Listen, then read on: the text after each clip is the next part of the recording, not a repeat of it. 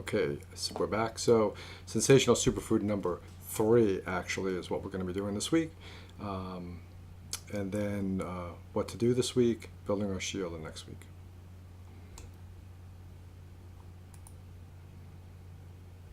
Okay, so what went well for you this week?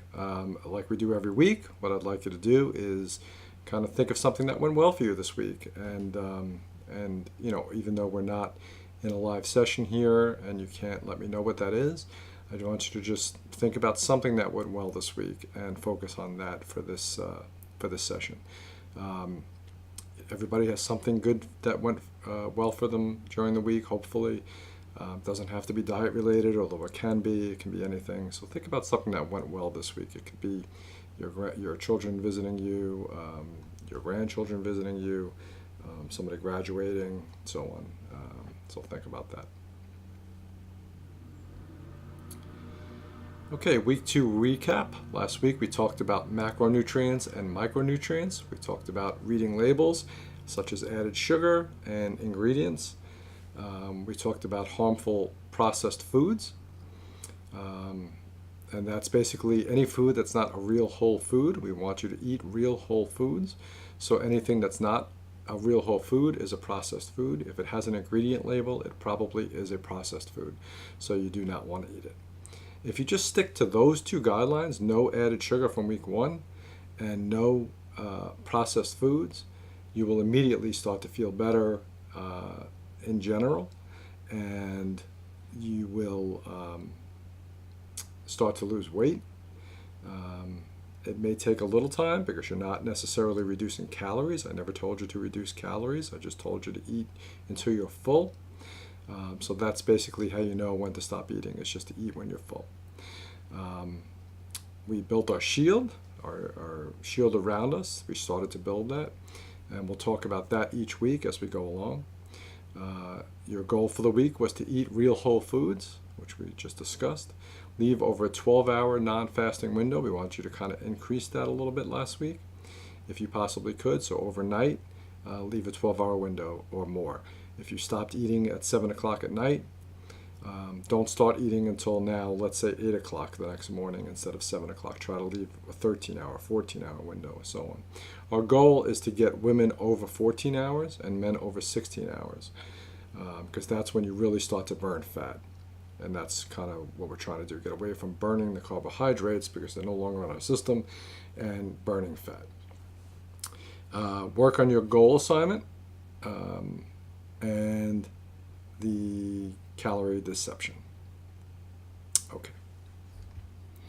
The calorie deception, the example was Sam Furtman, I believe his name was, who was the one who...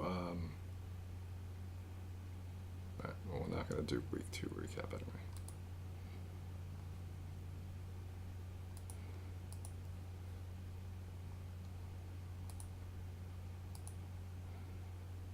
Okay, so let's play What the Heck Is This Food this week. The ingredients are corn syrup solids, hydrogenated vegetable oil, which can be coconut and or palm kernel and or soybean, sodium caseinate, a milk derivative, less than 2% of dipotassium phosphate, mono and diglycerides, sodium aluminosilicate, artificial flavor, a natto color, and this product contains a milk derivative. So what do you think this is?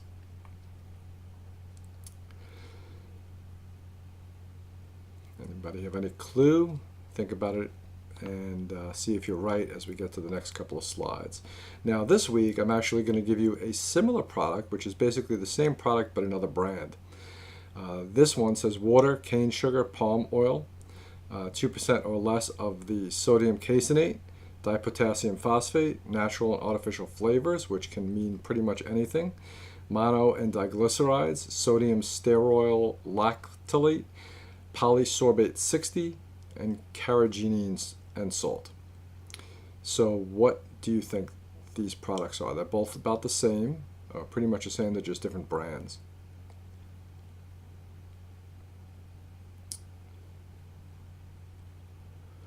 The answer is they are non-dairy creamers. Now, non-dairy meaning there's no dairy, obviously. which is not a good thing necessarily. I'm not a huge fan of dairy. It does have its benefits. I'm not a discourager, however, of dairy. It does have some issues, but I think if you want to eat dairy, it can be done. It's not really that big a deal as long as you do it right. So there's no reason to be eating this fake food. Now you'll notice if I go back, I think I can go back. Like I said, there's no milk in here. There's no whatever. Corn syrup solids and hydrogenated vegetable oil. That's the main ingredient in sodium caseinate in this product.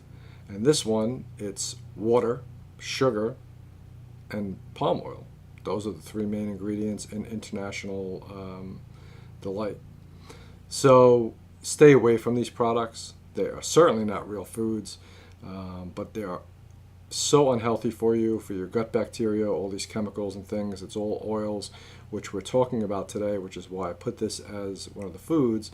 But having oils as a drink like this, and they're not healthy oils necessarily. Coconut oil is healthy, but that doesn't mean that that's really what's in it. And with all that other stuff, this is really garbage. So, and it's all processed. So stay away from non-dairy creamers. So let's talk a little bit about the healthy fats. That's why we're here this week, right? So we have all kinds of fats. Eggs are fats. Most people think of, in the picture that you see here on the screen, most people think of things like olive oil, but there's other things that are fats as well, or at least have fat in them, and sometimes a lot of the food is fat.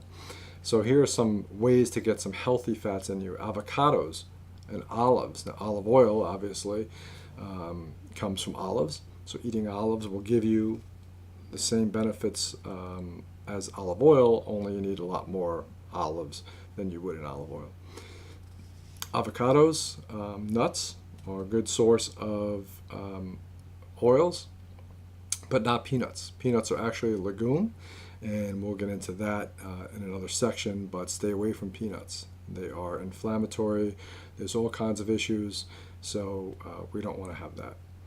But things like beef. Beef is full of saturated fat, which is good for you. It's not bad.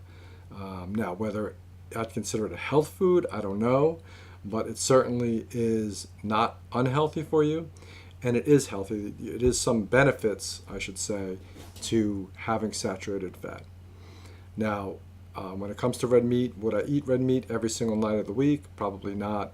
I would alternate it with some fish and some things. I personally hate fish, but fish is a great way of getting healthy fats, especially fatty fish like salmon and things. What you do have to be careful of with fish, however, and we'll get into this more when we talk about seafood, is the mercury and the heavy metals and toxins and things inside of fish. And the bigger the fish, the more of those toxins and things we have, so we want to stay away from them. And eggs. The good fat is actually in the yolks. And a lot of the nutrients are in the yolks too. So don't be afraid to eat eggs. It will not give you high cholesterol levels. Dietary cholesterol is not the same thing as the cholesterol that's in your body. Meaning, not that it's not necessarily the same thing, but eating dietary cholesterol will not give you high cholesterol. Your body actually needs cholesterol to protect itself.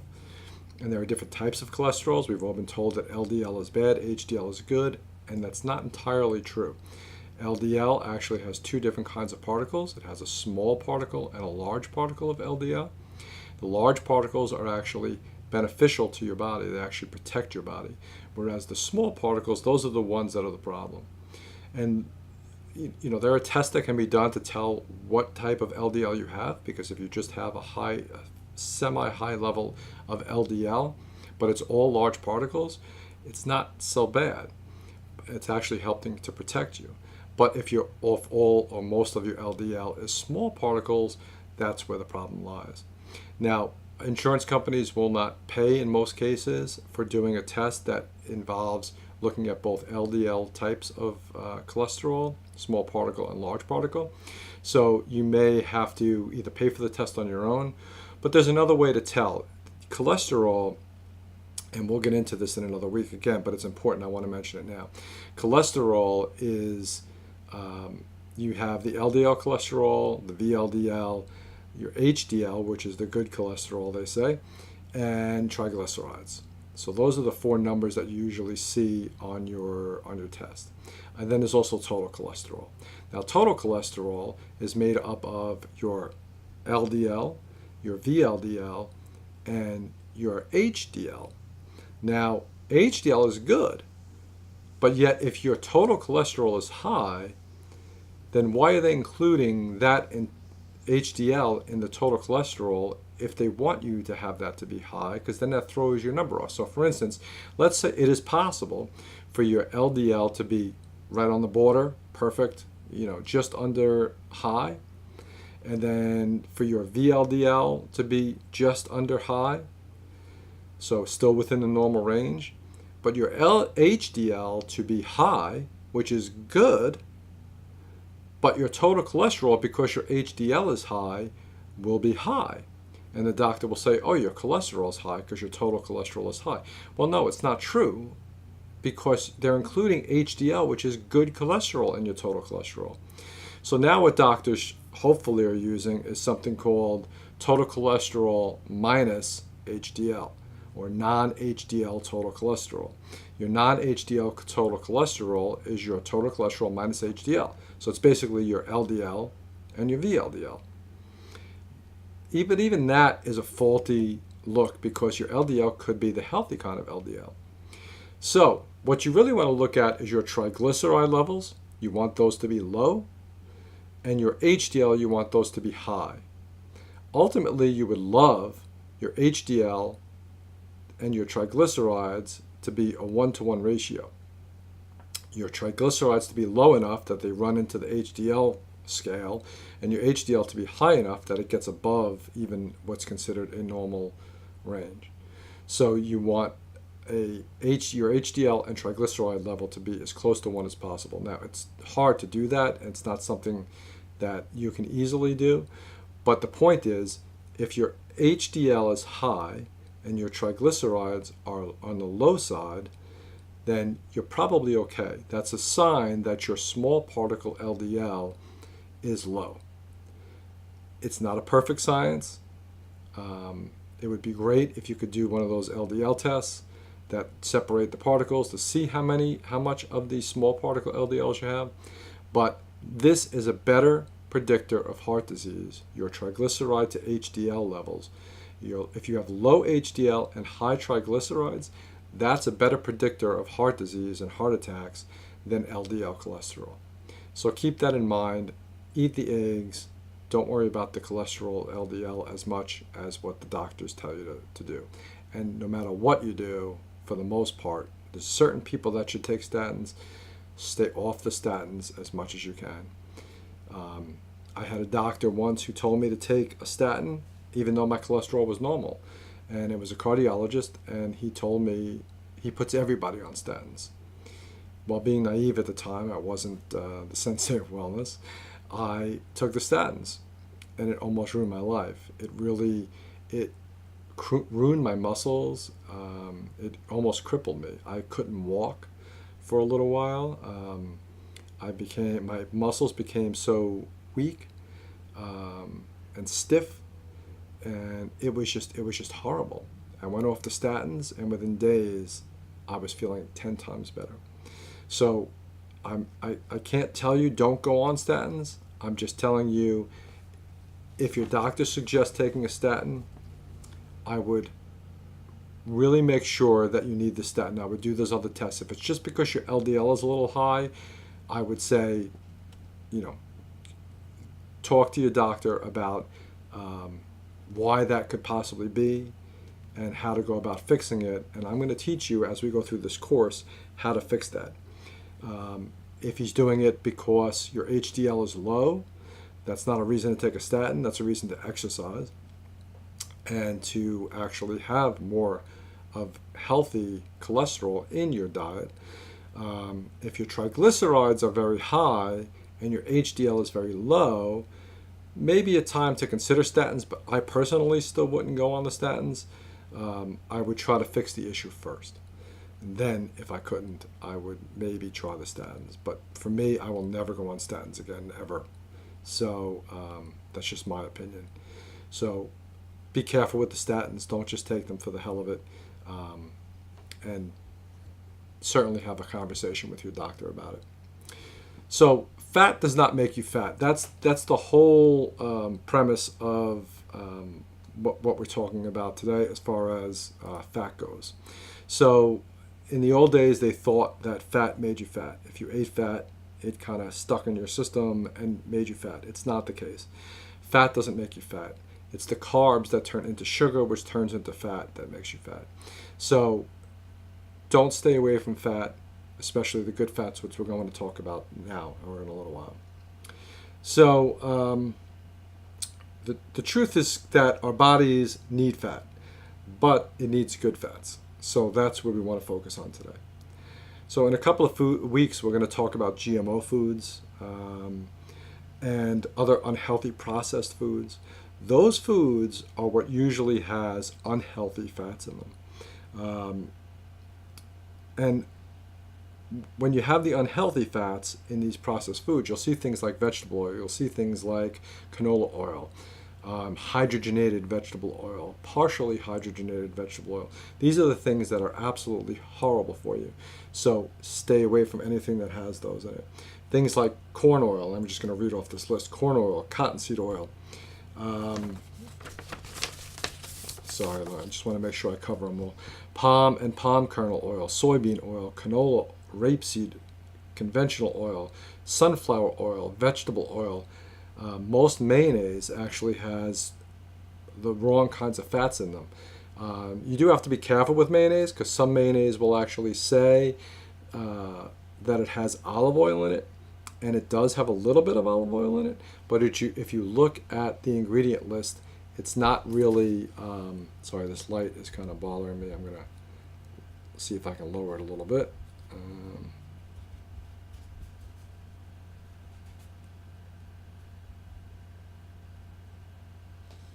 I know my glasses are kind of reflecting them too, which is kind of a pain. But okay, so mayonnaise, even if it says olive oil, will most likely still have other oils in it as well.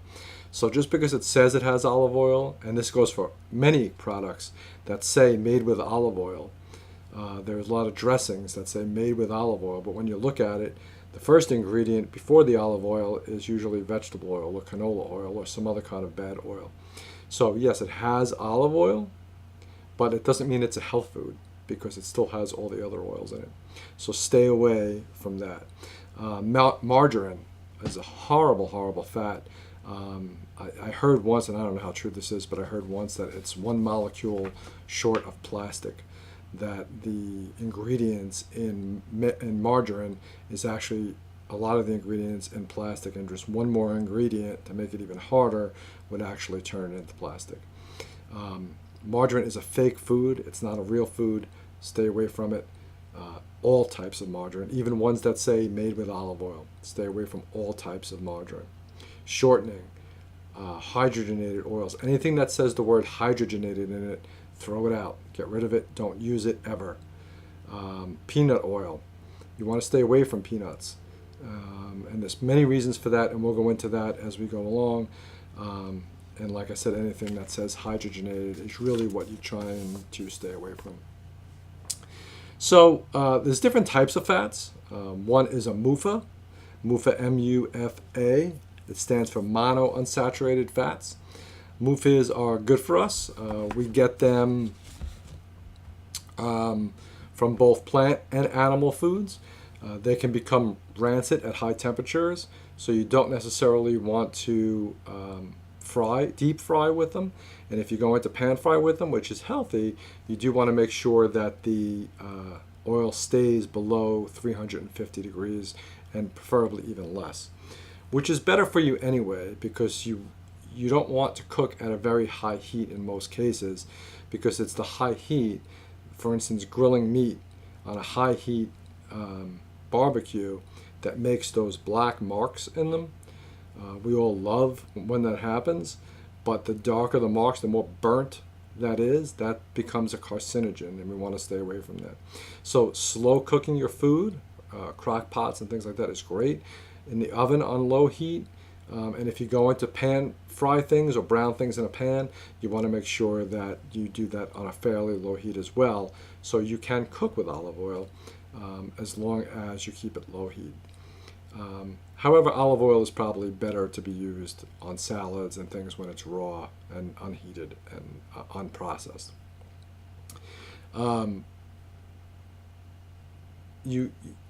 That's why most people use canola oil as a deep frying oil, because it can stand up a little bit more to high temperatures, but it's horrible for you. It can turn into trans fat, so stay away from that. If you want to deep fry something, which I don't suggest you deep fry, or you want to fry, use lard or butter, or like I said, olive oil at low temperatures. Yes, beef lard is actually healthy for you.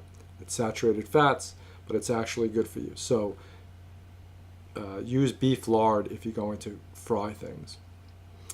So studies show that healthy benefits of eating good fats and oils is it lowers blood pressure, it improves insulin sensitivity by staying away from these bad oils and using the good oils, lowers LDL cholesterol, particularly small, dense, dangerous kinds of LDL cholesterol.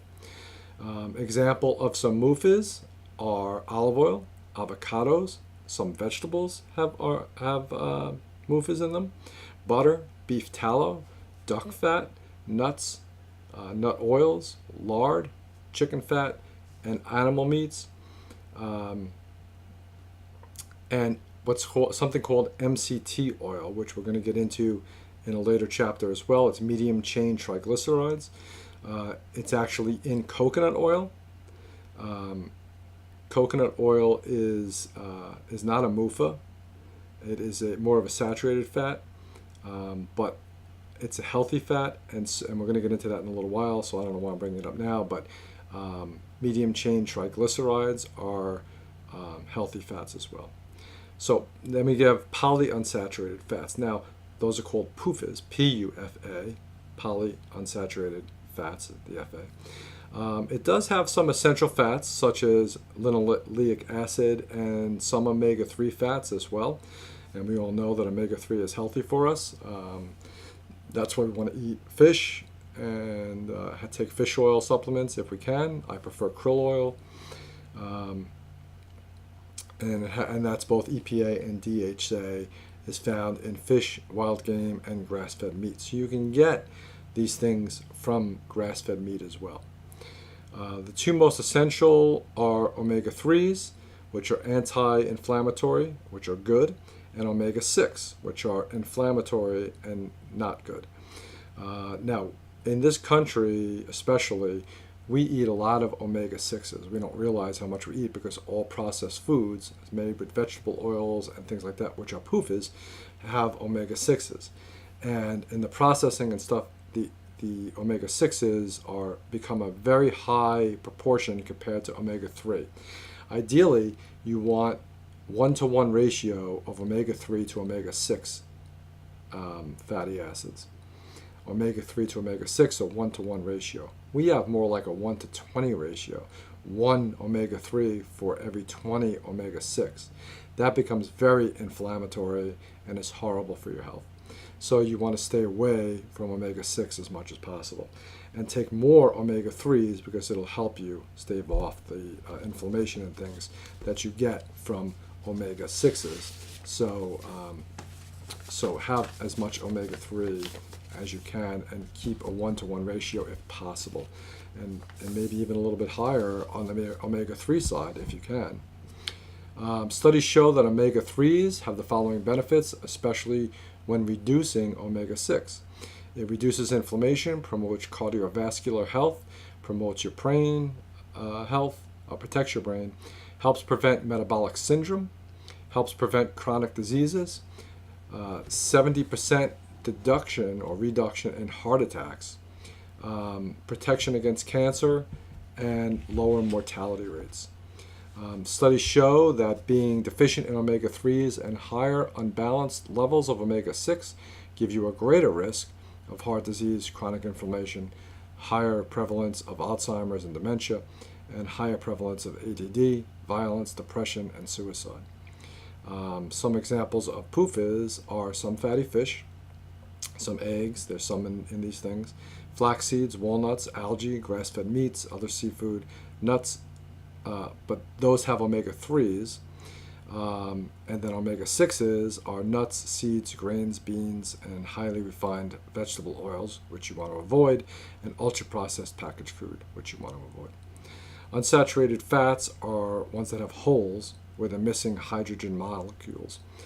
Processed oils are those that are hydrogenated. So when you see the word hydrogenated, what that means is they hydrogenate the oil to create even more, to make it a saturated fat. They saturate it with hydrogen. But it's a fake saturated fat. It's not a real saturated fat. So you want to stay away from anything that says hydrogenated. And these things become trans fats, which has now been outlawed in the United States, but with one caveat. A company can get away with putting trans fats in their products if per serving there is 0.5 or less grams of trans fats. That means a half a gram or less. So that means they don't have to round it up to 1 gram, which means that they can say that there's 0 trans fats. So, and that's per serving. So they could say a serving is small enough to just get under that 0.5 that they need to be under to say there's 0 trans fats, but you're still getting trans fats, especially if you're really, if the serving size is really, let's say 3 of whatever they say the serving size is, then you're getting 1.5 grams, which is more than 1 gram of trans fat, and that's not good. So stay away from anything that have these oils, and you don't have to worry about the trans fats. Then we have saturated fats. Saturated fat is a naturally hydrogenated fat. These come from meats and dairy and other sources. They are healthy fats and should not be avoided. I'm not saying you should have them as much or as much of it as monounsaturated fats, which are really healthy for you, but you should have them, and you should not, you should not have to worry so much about limiting them. Now, if you're the kind of person that eats a 16-ounce steak every night for dinner, then you may have to start worrying a little bit, but hopefully none of us are doing that. First of all, you don't need that much in a sitting. I know you think you do, but as you lose weight and move along, you will start to not be as hungry. You'll be able to eat smaller portions of things, especially meats like that. You really shouldn't eat more than 6 ounces in a sitting of the protein like that. If it's a meat, maybe 8 if you're used to a higher portion or whatever once in a while, especially if you're not having it all the time. But there are people I know that eat 12 to 16 ounces of steak for dinner, and for breakfast they eat another 10 ounces of protein, bacon or sausages or whatever, and then for lunch they're having more meat and so on. And although meat is good for you as long as it's unprocessed and things, I would not have so much meat that you wind up eating 35 ounces in a day and so on. So try to stay under 6 ounces per meal. Studies show that saturated fats have the following benefits. They enhance proper hormone and immune system function. They suppress inflammation, and they contain vitamins, which are good for you as well. Saturated fats can hold up to higher temperatures, so are great for cooking, for frying, because they're less likely to break down and oxidize. Examples of healthy saturated fats are organically raised beef tallow, so meat and so on. As far as fats go, we're talking about fats. So duck fat, butter, ghee, pork lard, chicken fat, coconut oil. These are all good examples of saturated fats.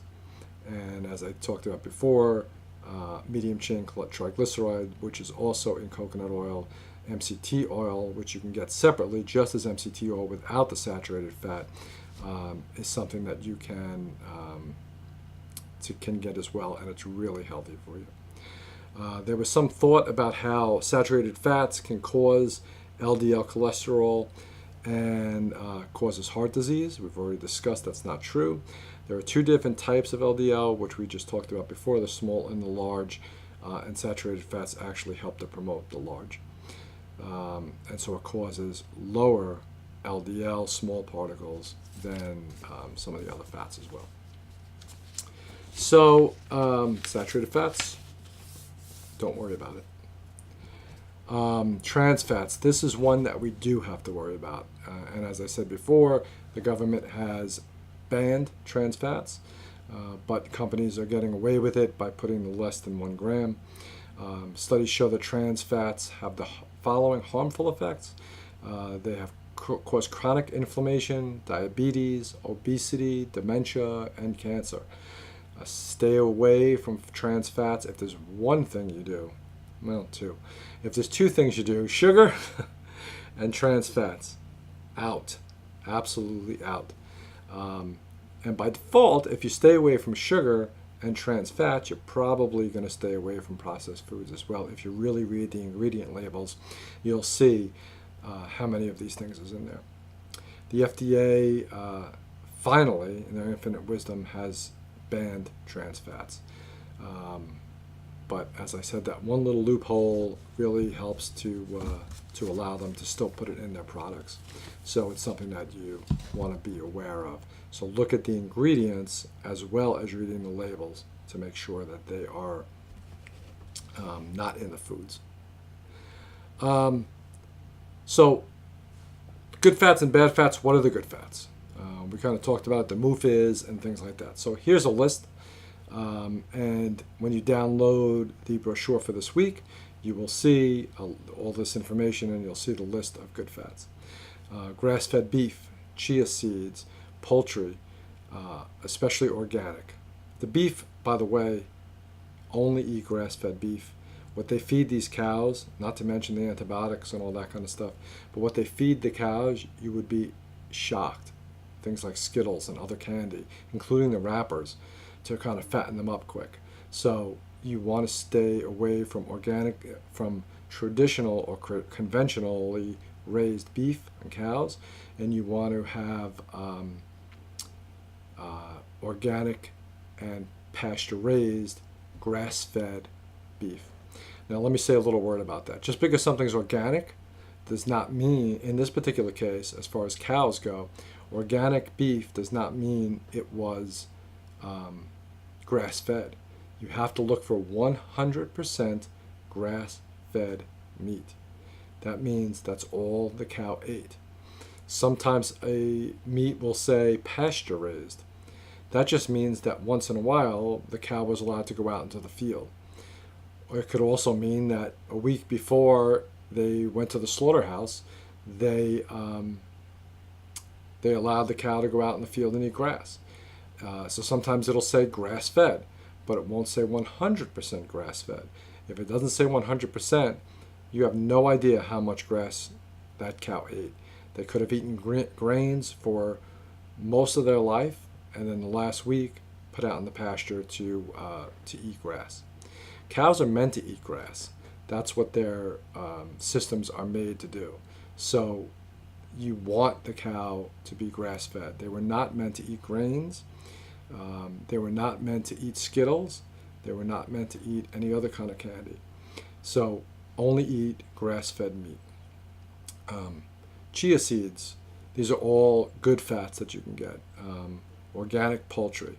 Now, organic poultry does mean that it was raised without antibiotics, without hormones, and whatever it ate was organic. Now, it doesn't mean they were pasture-raised again. You'll probably be hard-pressed to find truly 100% pasture-raised poultry. You can try, and if you can, that's great.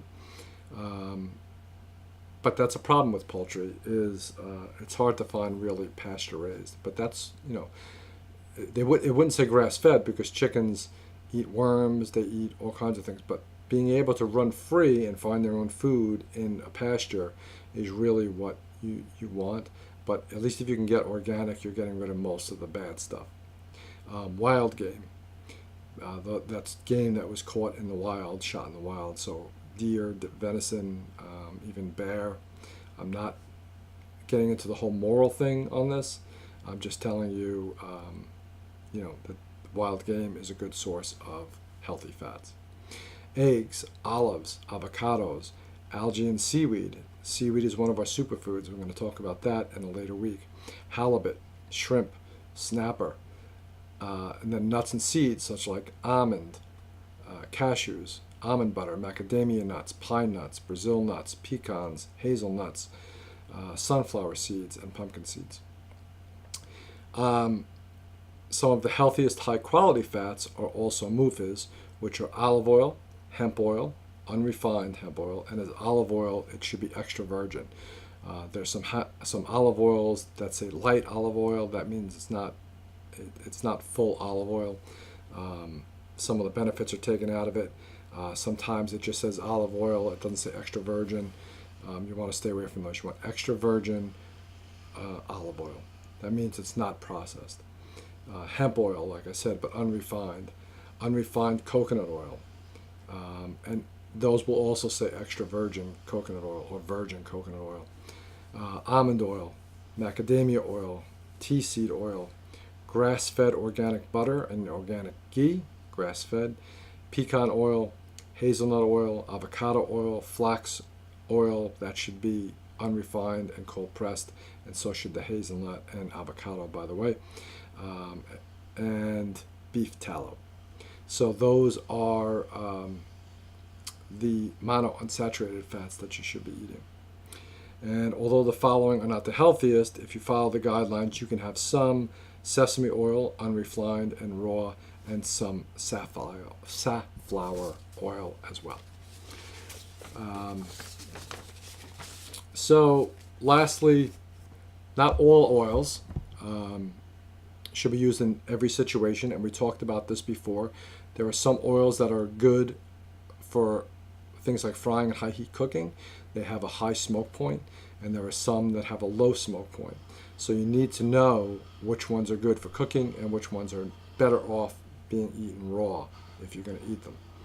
So the best for cooking are unrefined coconut oil, grass-fed butter or ghee, macadamia oil, almond oil, pecan oil, hazelnut oil, avocado oil, tea seed oil, rice oil or rice bran oil, and beef tallow or lard. Those are the things that are good for frying or high heat cooking. Things that are not good for high heat cooking are things like safflower oil. Things that are not good for high heat cooking and best to use cold is safflower oil, flax oil, hazelnut, olive, and hemp oils. Those are ones you want to eat cold. So that's kind of the skinny on fats. I hope that you had some information on that. If you need more information on fats or you have some questions about anything that I went over, certainly put the comments below, and I will watch the comments and answer any questions that you have. So let's go on to our sensational superfood number 3, actually. It says 1 there because when I first did this course, I didn't start the superfoods until week 3, but then I went back and changed it, but I neglected to change this one, so I apologize. This is superfood number 3, olive oil. Some benefits to extra virgin olive oil are it lowers blood pressure, protects your LDL particles from oxidation, reduces inflammation, may help prevent unwanted blood clotting, and preliminary studies show it fights cancer and Alzheimer's. So olive oil is a very healthy fat for you. You want to eat a lot of it. You can put it on your eggs. After your eggs are done cooking, put it on top. You can put it on your steaks after it's done cooking. If you're cooking the steak at a low heat, you can put it in while it's cooking. Same thing in a slow cooker. So olive oil is probably one of the healthiest things that you can have. And I would, try to get as much. It does have a taste of olives. I personally don't like olives. I don't love olive oil, but I don't dislike it either, and I can have it. So when I make a salad dressing, I will take, here's just one thing that I do, and Good Seasons Italian dressing, the packet of stuff that you then put in their little carafe, and you mix with vinegar and oil and water. It's a good dressing. It's really just, although it's a little processed, it's really just seasonings in the packet. But I use balsamic vinegar in place of the regular vinegar. You can use any kind of vinegar. Vinegar is good for you no matter what. So whichever kind you like, red wine, whatever. I prefer balsamic. But I use olive oil. I do not use all the bad oils, vegetable oil. Most people put vegetable oil or something like that. I use olive oil. But you can use any kind of oil. You're not going to be able to refrigerate it because the olive oil will become hard. So I would make small amounts that you can use within a short period of time. It's not going to go bad on the shelf, just like olive oil doesn't go bad. The vinegar will kind of help to protect it a little bit. The seasonings and things, but the seasonings aren't going to go bad. There's nothing in there that's really going to go bad. So, but I would make your own, save some money, Good Seasons dressing. There are recipes online, and maybe I'll post it below. I found one that was really good. So I make a batch of the seasoning, and then I keep it in a little container, and then I scoop out what I need to make a serving, not a serving, but one carafe worth, and then I make a dressing, and I use that. I find it delicious. It's really healthy because it has olive oil. It has the benefits of vinegar, which we'll talk about at some point. Apple cider vinegar being the best, but some people don't like the apple cider vinegar in the dressings, and I kind of get that. So I use the balsamic. So that is sensational superfood number 3, olive oil. Great benefits. Have as much of it as you can. So we build our shield. This week we talked about under fats, eliminate trans fats, saturated fats, and things like that. So that goes here under fats as part of our dietary shield. And you'll see in a couple of weeks we'll get into carbohydrates. Next week I believe we get into proteins. So these are all things that we start to build our shield each week, and we'll start to fill in some of these things. So to go over the fats again, this is kind of a summary. Eliminate trans fats, increase mono and don't increase polyunsaturated fats, but increase monounsaturated fats. That shouldn't say that. Eat saturated fats. Use proper oils. And you can eat polyunsaturated fats. I'm not saying don't go crazy with them. Don't increase them. And you want to make sure that you're having enough omega-3s to offset the omega-6s that are in the polyunsaturated fats. Certainly nothing that's hydrogenated. Use proper oils for proper jobs. Substitute carb calories for fat. Eat good healthy fats. Eliminate bad fats. And try to keep your omega-3 to omega-6 ratio of a 1-to-1 ratio.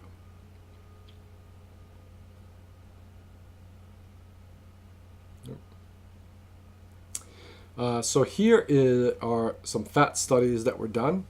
Researchers took 9,000 patients in mental hospitals, probably something that they couldn't do today, but was done back in the day, and fed them either butter and saturated fats or corn oil, polyunsaturated vegetable oil. The results? Those who ate corn oil had more heart attacks and deaths despite lowering their LDL cholesterol. So let's read that again. Those who ate the corn oil had more heart attacks and deaths despite lowering their LDL cholesterol.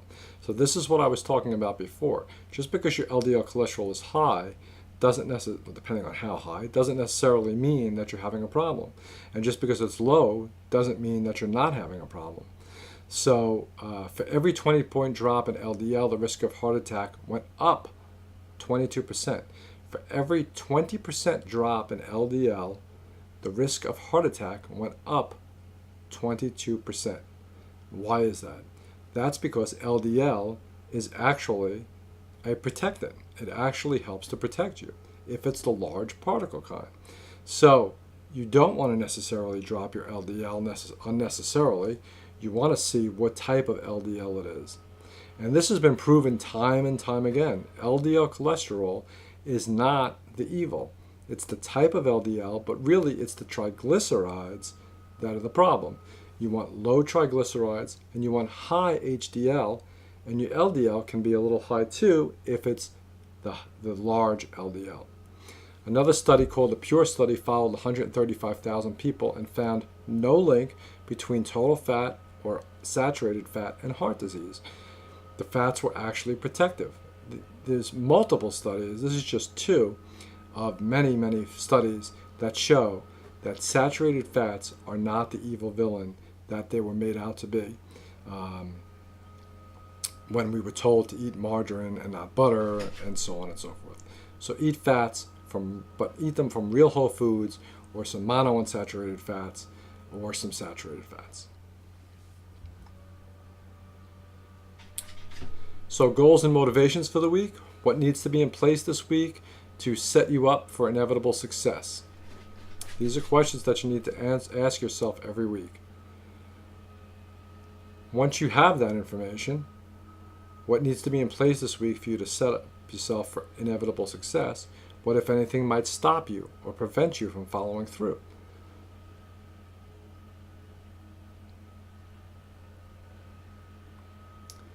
So I want you to write down the answers to these questions. Pause this video if you need to, but write down, what do you need to do this week to make sure you're set up for inevitable success? If it came to fats, it would be to throw out all your trans fats and all your vegetable oils and hydrogenated oils and so on and so forth. What, if anything, might stop you from preventing you from following through? I don't know, maybe your spouse likes vegetable oil and would stop you from throwing out your vegetable oil. So that might be something. It doesn't have to do with fats. It can be anything that you're having a problem with. So you need to make yourself a priority this week. This is your goal, to make yourself a priority and do the things that you need to do to make sure you stay healthy. What do you have to do or give up to make sure you are a priority this week? I always go back to the old airplane thing, and it's so overdone, but you have to put on your mask in the airplane before you can help your children put on their mask, right? Because if you can't put on your mask, if you don't put on your mask and you wind up fainting from lack of oxygen, you can't help them to put on their mask, and then they could pass out or die or something. So you need to make sure that your mask is on so that you can breathe and help them. And the same thing goes for your health and your wellness. If you want to be there for your children, you want to be there for your spouses, you want to be there for your grandchildren, you need to make you a priority. It's not being selfish. You need to make you a priority because you can be there then to help them when they need you. Does that make sense? I hope it does. So increase good fats, eliminate bad fats, commit to setting yourself up for success, make yourself a priority, read labels for ingredients, or better yet, stick with real whole food, decrease sugar and carbs, and make yourself a priority this week. Next week, we continue our macronutrients with protein.